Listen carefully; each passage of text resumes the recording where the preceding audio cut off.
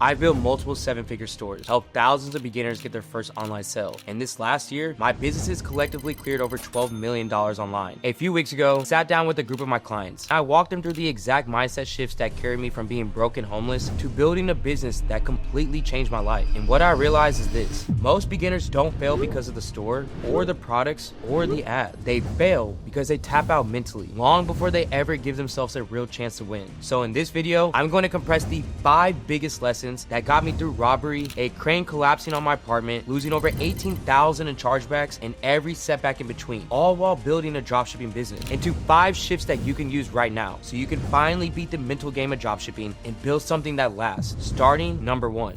What do I look like giving up today if tomorrow could be the day that I succeed? Look, we all know that feeling when you're starting something new. You're motivated, you're locked in, and you're finally ready to implement everything that you've been studying. You watch the YouTube tutorials, you take notes, you maybe even read a few books, and out of nowhere, you start building a confidence that you didn't even know you were capable of having. That's exactly how I felt my first month into dropshipping. I finally felt like I reached a perfect point in my research process where I could actually start testing products. I was super confident in the process I was going to follow, and as soon as I started testing, my apartment got robbed. And I mean, they stole everything, literally everything. My clothes, my laptop, literally all of it. The only thing left behind was the canned food that I had stacked in my cabinets. I had just recently moved from Kansas City to Dallas, so this wasn't some small inconvenience. This was everything that I owned, gone, in a city where I didn't know anybody, didn't have a safety net, and I was trying to start over from scratch. And I'll be real, that one hit me very hard. I was already broke, already stressed, and already trying to make sense of this new entrepreneur journey that I was supposed to be on. And now I'm standing in an empty apartment, wondering if I made the biggest mistake of my life.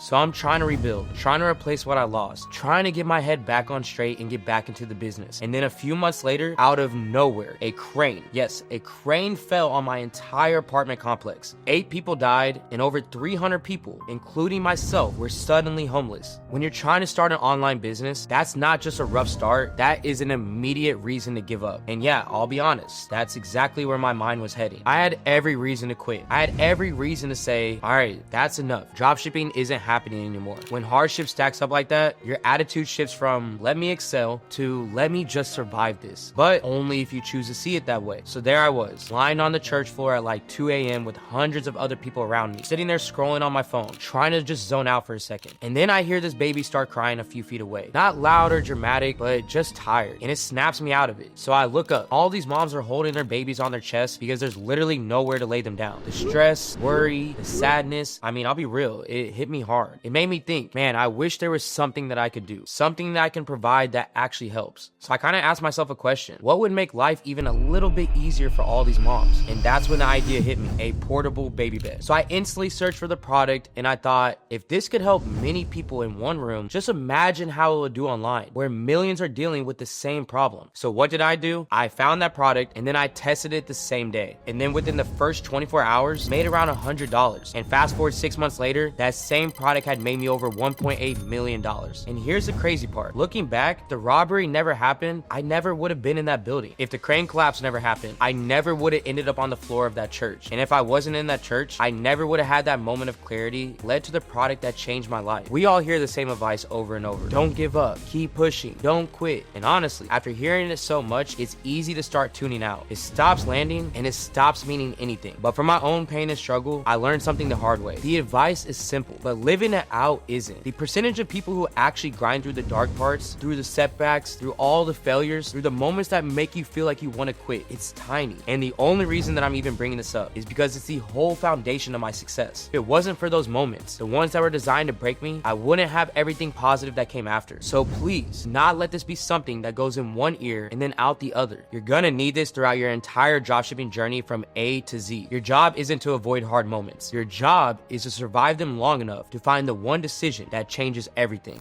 Now look, I didn't tell y'all that whole story just to be dramatic or to get your sympathy. I told you because everything that I went through, every setback, every L, every moment where it made sense to quit, that was the foundation of the business owner I became. And I really do hope that you can learn from my mistakes so you don't have to get hit with the same problems that I did. Because a lot of the pain that I went through wasn't just life happening. Some of it was me not knowing what I was doing. And that brings us to lesson number 2, the one that cost me over $18,000 $100,000 from one mistake. And it's that you need to set up your supply chain before you get your first sale, not after. Not once orders start coming in, not when things get serious. You need to do it right now, before the ads, the store tweaks, the first test, because if you don't, you're going to be building a business that's guaranteed to stress you out, drain your money, and push you right back into that same mindset where quitting actually feels logical. Dropshipping is the business model that everybody loves because it's no inventory, no products needed up front, low cost to start. Yet, so many beginners put their supplier on the back burner like it's optional, which never made sense to me. It's literally the foundation of the business. That's like asking your boys to go hoop and saying, don't worry about bringing a basketball. I'm sure we'll find one in the bushes somewhere. Yeah, we know that's probably not gonna happen. It's not smart. And I learned that the hard way because one of my best months I had early on in my business, I'm talking making over $110,000, actually ended up becoming one of the worst. Chargebacks started rolling in, customers were blowing up my email, shipping was delayed, tracking wasn't even updating, and refund requests were piling up. By the end of that first month, I thought I was so successful. I was down $18,000. This wasn't some cute beginner mistake. This was a business ending mistake. Something that can take you from feeling on top of the world to wanting to quit instantly. And what's crazy is that it just happened to me again recently. Payments froze, chargebacks started showing up, my stress went from 0 to 100 real quick. And I finally said, all right, enough. I need to solve this once and for all. Because even though it was the first hiccup I had in a long time, I was tired of playing this guessing game with suppliers, tired of chasing people down, tired of being left in the dark, and my business depending on someone who disappears when things go wrong. Thankfully, this time I had something that I didn't have before, a supplier that actually acted like a partner, which is the same one that I recommend to all of my clients, Team Drop. Because even though that this issue wasn't their wrongdoing, they completely stepped in, where they helped reverse my chargebacks. My payouts got unfrozen, and my business got back up and running. I went from chasing 10 different suppliers who wouldn't even reply to me to having one supplier who checked in way more than even I did, giving me constant updates, product photos before things even shipped out, inventory confirmations, quality control. I mean, everything. That's why I always say that if you want to stay in the game long enough to actually win, you need a supply chain that doesn't fall apart the second things get busy. And Team Drop is a tool that gives you that stability, because don't give up is great advice. It's a lot easier to stay committed when your supplier is preventing problems and not creating new ones.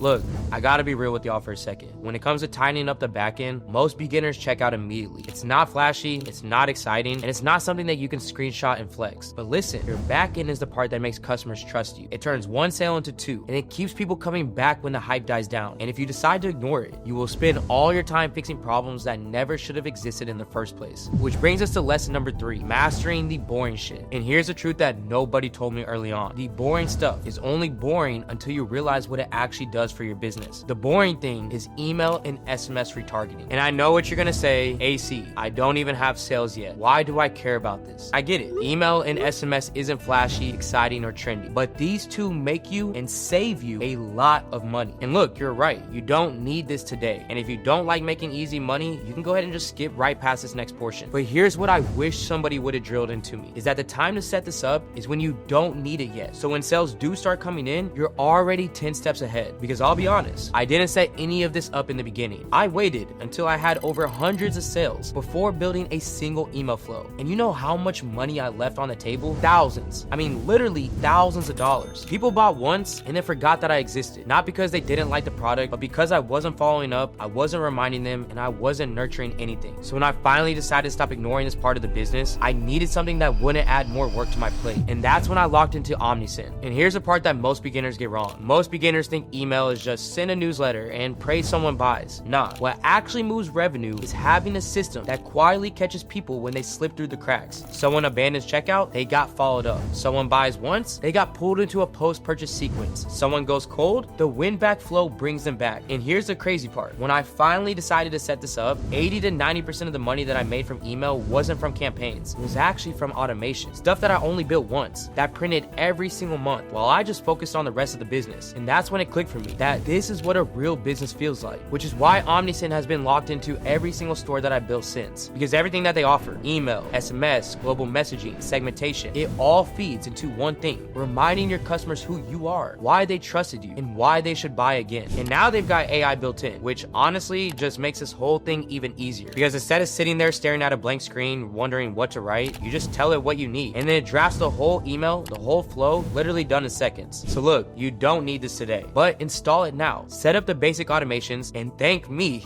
and yourself later. As this is one of those pieces of the back end that does feel boring until the day that you realize it's one of the biggest profit centers in your store. And one of the main reasons that I recommend this is because it's free until you get your first 500 customers. So it only makes sense for you to set it up now. Look, before we get into this last lesson, the one that applies to way more than dropshipping or online business as a whole, I want to give you something that you can actually use after this video. So I put together a simple outline, a fill-in-the-blank roadmap that you can use to structure these lessons, these mindset shifts, and how they apply to your own journey. You can find it and download it in the description down below. Fill it out in 5 minutes, and you'll have a clear breakdown of what it really takes to start. So definitely take advantage of that. And for now, let's get into the final lesson, the one that makes all of this possible, the one that doesn't just motivate you to start, but keeps you disciplined through every high and low. Build a why that is strong enough to carry you through anything. Look, I have seen every type of beginner come through my systems. Some come in excited, scared, even some come in ready to change their entire life. But the ones who actually make it, the ones who survive the setbacks, the delays, the moments that make you question the whole thing, they all have one thing in common. They know exactly why they're doing this. Not the surface level stuff, not I want money, not I want to quit my job. That is not a why.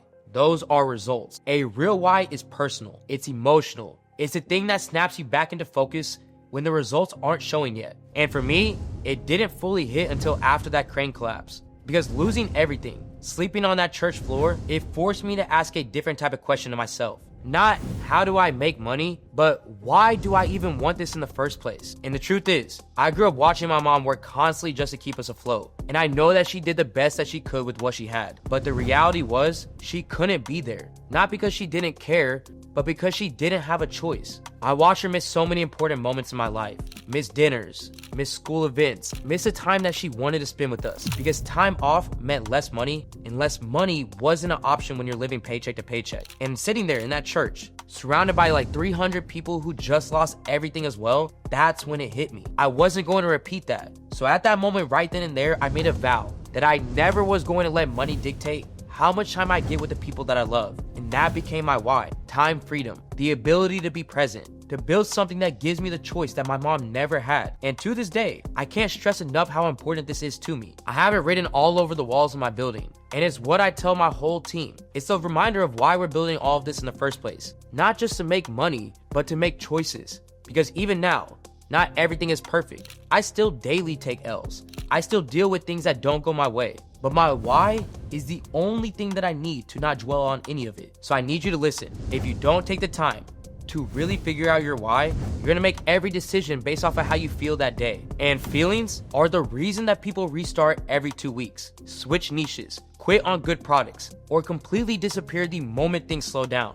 But when you know your why, I mean you really know it, you stop reacting to the noise. You stop second guessing yourself, and you stop chasing shortcuts. Look, your why gives you direction. It gives you clarity, and it gives you something solid to come back to when your results aren't matching your effort yet. So if you want to build something that actually lasts, start with the reason that you want it in the first place, as everything else stacks on top of that. Alright y'all, by now, you know the exact 5 mindset shifts that will actually move the needle. The stuff that comes from real pressure, real setbacks, and real lessons learned the hard way. Whether it's knowing your numbers, getting your supply chain locked in, or just figuring out your why. All of these are things that keep you in the game long enough to really see a win. And that's why I made that mindset roadmap for you. You can fill it out, keep it next to you, and take it straight into this next video of how to start Shopify dropshipping in 2026, where I break everything down step by step, from product research to building your store to testing to creating ads, so you can actually apply what you learned here and start building something real, even if you're starting from absolute zero. So as always, thank you guys so much for rocking with me, for supporting the journey all throughout these years, and I genuinely appreciate every single one of you. I'll see you in that next lesson. This is AC with Supreme Ecom, and I'm out.